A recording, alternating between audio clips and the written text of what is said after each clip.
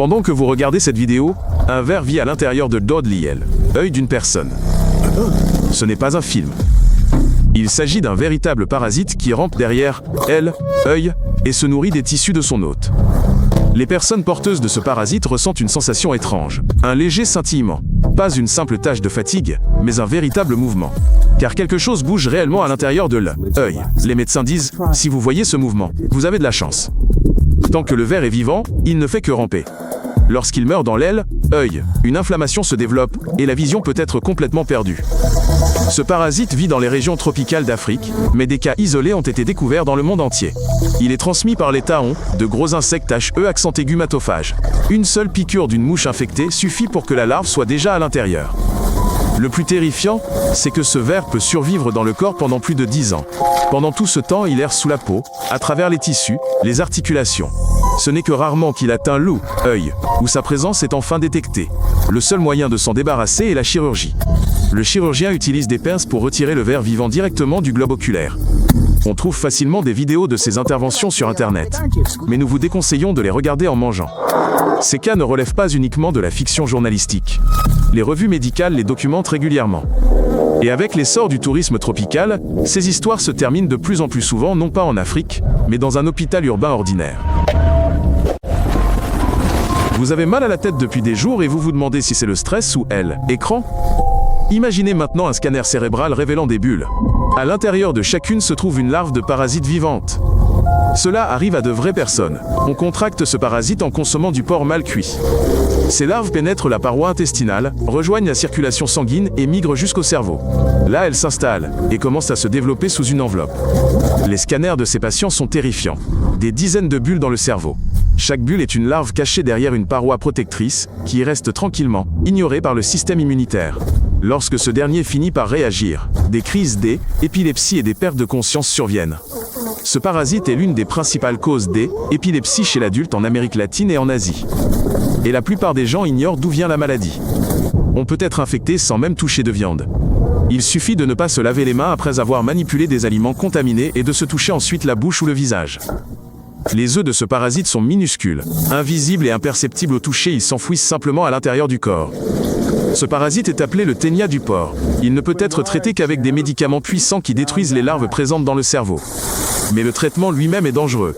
Les larves mortes provoquent une inflammation directe du crâne. Parfois, les médecins sont confrontés à un choix. Traiter ou laisser le parasite en place. Combien de mètres de parasites vos intestins peuvent-ils contenir ? Plus que vous ne le pensez. Un ténia peut atteindre 18 mètres de long, soit plus long qu'un autobus scolaire. Et tout cela tient dans le corps d'une seule personne. Il ne provoque aucune douleur. Il se fixe simplement à la paroi intestinale grâce à des crochets et se nourrit silencieusement de tout ce que vous mangez. Pendant des années, certaines personnes découvrent ce colocataire par hasard en apercevant des fragments du ver dans les toilettes. Le ver fait constamment croître de nouvelles parties à partir de sa tête et se débarrasse de ses parties postérieures. Chaque partie rejetée est un sac contenant des milliers d'œufs.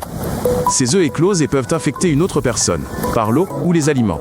La voie d'infection la plus courante est la consommation de poissons et de viande crue ou insuffisamment cuits.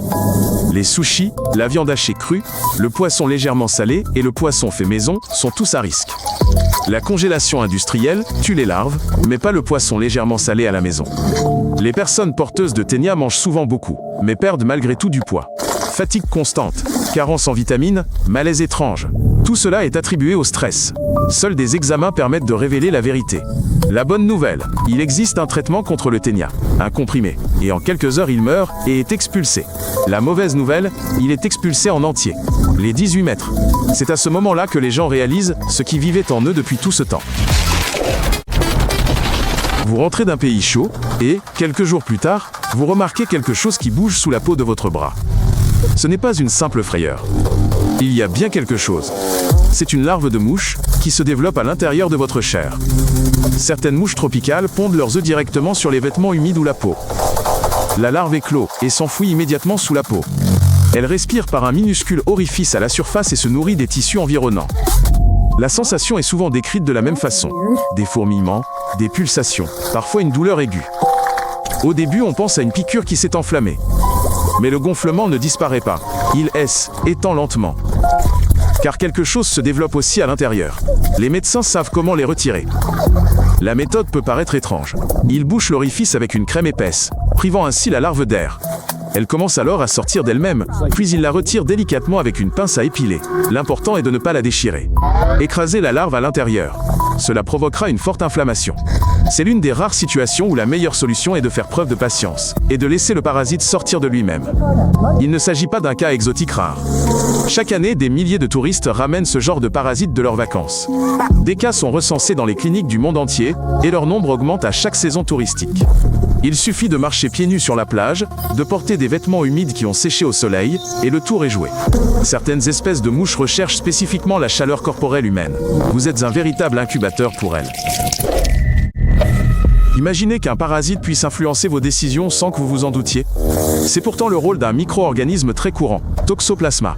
Ce parasite vit dans le cerveau et modifie le comportement de son hôte. Les chats en sont les principaux porteurs.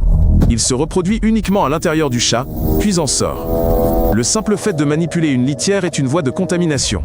C'est particulièrement dangereux pour les femmes enceintes. On estime qu'entre un tiers et la moitié de la population mondiale est infectée, souvent sans le savoir.